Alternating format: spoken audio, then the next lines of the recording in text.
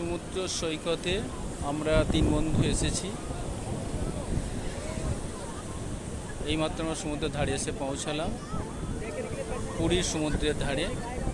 সবাই এনজয় করছি, আমরা এখন ব্যাগ নিয়ে দাঁড়িয়ে আছি। আমরা এখনও হোটেল ঠিক করতে পারিনি।